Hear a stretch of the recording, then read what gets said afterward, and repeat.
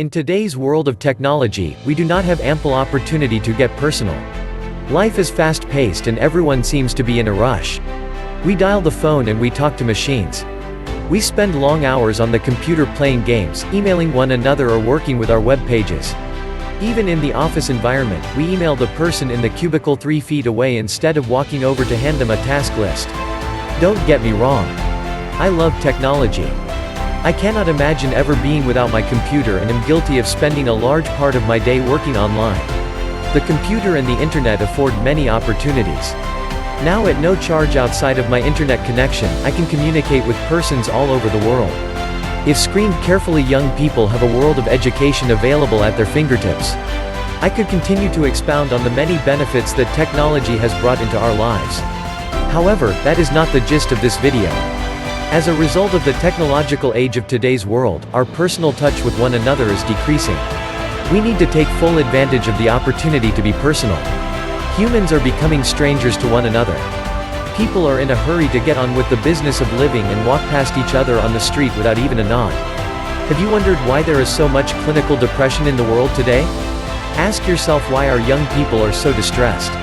Why so many of them attempt suicide or worse, the murder of their classmates or families. Do you conclude as I do that we need more of a personal touch?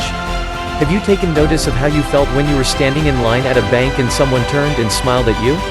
Prior to that smile, you were feeling very anxious, possibly tapping your foot in impatience.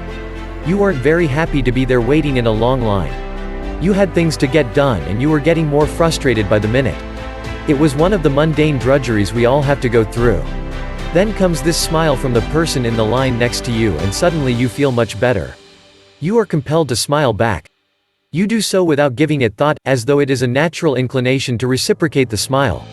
Think about it, don't you feel compelled to smile back when someone smiles at you? Doesn't it lift your mood, and bring you out of a frustrated frame of mind? But that smile does so much more than that. It makes you feel accepted and liked. Somebody cares and shares the things you go through.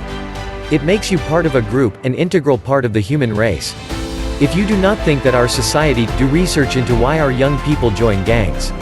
The kids will tell you they are seeking to belong, to be a part of something. The gang becomes an extension of the family. There is power in the smile, you see. It's as though that instant someone waved a wand and all the drudgery disappeared.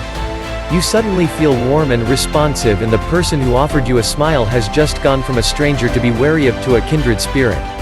Sometimes a conversation is started and now the mundane drudgery has actually become an enjoyable experience.